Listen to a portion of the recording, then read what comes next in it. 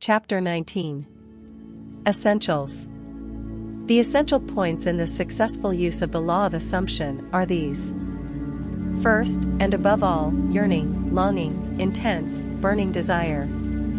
With all your heart, you must want to be different from what you are. Intense, burning desire, combined with intention to make good, is the mainspring of action, the beginning of all successful ventures.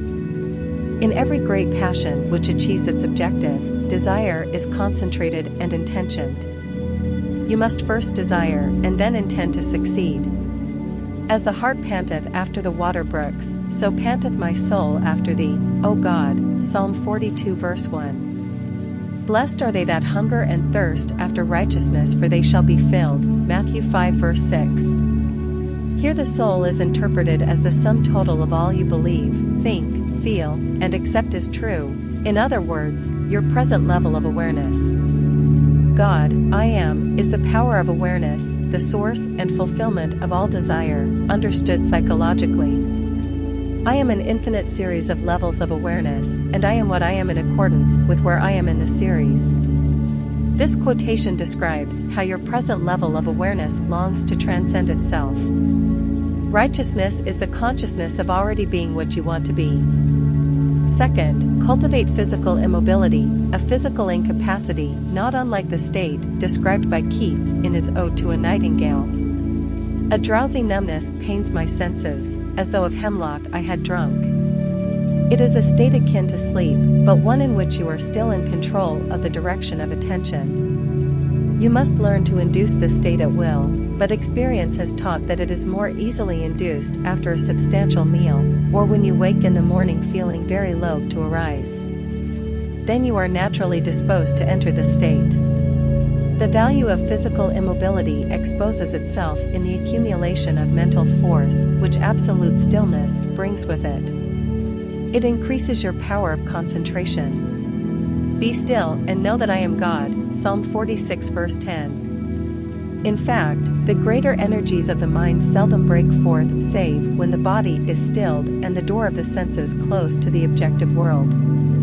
The third and last thing to do is to experience in your imagination what you would experience in reality had you achieved your goal. You must gain it in imagination first, for imagination is the very door to the reality of that which you seek.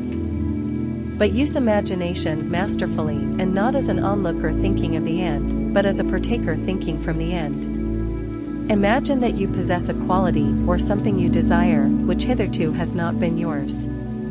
Surrender yourself completely to this feeling until your whole being is possessed by it. This state differs from reverie in this respect. It is the result of a controlled imagination and a studied, concentrated attention, whereas reverie is the result of an uncontrolled imagination, usually just a daydream. In the controlled state, a minimum of effort suffices to keep your consciousness filled with the feeling of the wish fulfilled. The physical and mental immobility of this state is a powerful aid to voluntary attention and a major factor of minimum effort. The application of these 3 points. 1. Desire. 2. Physical immobility. 3. The assumption of the wish already fulfilled is the way to at-one-ment or union with your objective.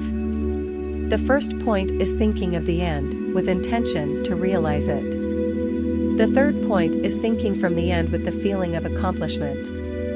The secret of thinking from the end is to enjoy being it. The minute you make it pleasurable and imagine that you are it, you start thinking from the end. One of the most prevalent misunderstandings is that this law works only for those having a devout or religious objective.